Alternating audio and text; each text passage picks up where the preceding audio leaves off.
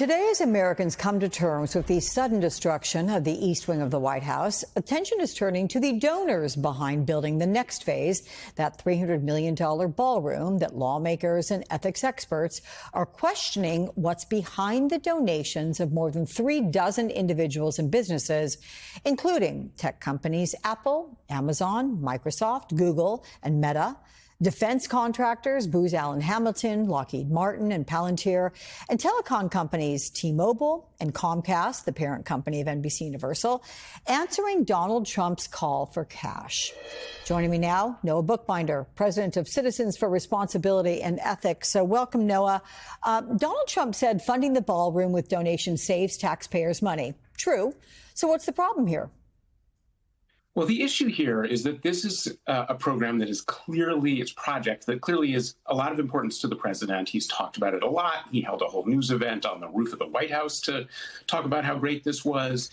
And when you have companies and individuals giving vast quantities of money to something that is important to the president, to his pet project, you worry about what they're expecting to get in return. And this is a president who has repeatedly made decisions favorable to those who have given money to things that he finds important, and there's a real concern that that's going to happen again. And instead of making decisions that are good for the American people, he's going to make decisions that help out those companies that put all this money into something he values. So Democrats are demanding answers. Lawmakers have sent letters to the National Park Service and the Trust for the National Mall. The 37 donors and Donald Trump himself all asking if the donors were promised anything in exchange for their gifts. Do you expect this to be a fruitful fact-finding mission? I mean, why isn't there a requirement for clear reporting on these donations? They seem to be exploiting a bit of a loophole here where the donations are going to a nonprofit that then in turn is paying for this project. And because nonprofits don't have to disclose their donors, nobody has to say whether they're giving and how much. And even the information the administration has given seems to be incomplete. There's been reporting about other major companies that have given and haven't been reported. And that's a problem here, too, because we need to understand who is trying to influence the president, what they may be trying to get. And we just don't have the information to really evaluate that the way that voters and regular people should be able to do. And look, your concerns are because many of these donors, they already have business before the government. Some are looking at future acquisitions or they're interested in getting federal contracts. Do any, Noah, of these donations specifically raise red flags to you? Many of them do. So you have companies like Comcast, which specifically has a merger that the federal government needs to approve. So that's something that they're looking for from the administration. You've got companies like Amazon and Lockheed Martin that have massive amounts in government contracts. They want those contracts to keep coming.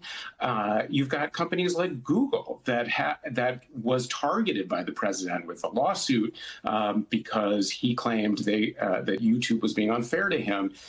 They probably want the administration to leave them alone. So you've got a lot of these companies that have very specific things they want from the administration, and they seem to be getting the signal that if they put up enough money for something the president values, maybe they'll get what they want from the federal government. That's not a thing that regular people can do. And so that's a real problem where you start to have government for corporations and billionaires as opposed to government for Americans. Might you also add potential fear of retribution being part of the calculations for companies deciding whether to invest in this ballroom?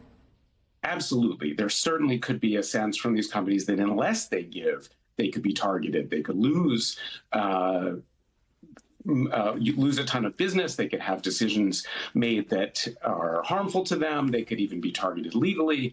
And we don't want that either. We don't want companies feeling like they have to give to the president's pet causes or else they're going to face consequences. Decisions that affect companies, just like decisions on all things, ought to be made based on what's in all of our interest, not based on who gave millions of dollars to something that the president is focused on. But in fairness, look, Donald Trump entered the White House as a businessman. Is this just an example of him transferring his deal-making experience to government? Well, look, that's certainly how Donald Trump would present this, and they are correct in saying that, assuming you agree that this project is worth doing, this is a way of saving money for taxpayers. But the cost of that is that the president's decision making on anything from the environment to taxes to trade policy, things that affect regular people's health and safety and how much things cost in the grocery store, all of that may be being affected by who's giving money to this ballroom that nobody outside of the White House asked for. And that's really dangerous. And I think the effects of that go well beyond whatever taxpayers may be saving based on corporations and wealthy people giving this money. Okay, appreciate all your insights. Noah Bookbinder, thank you so much.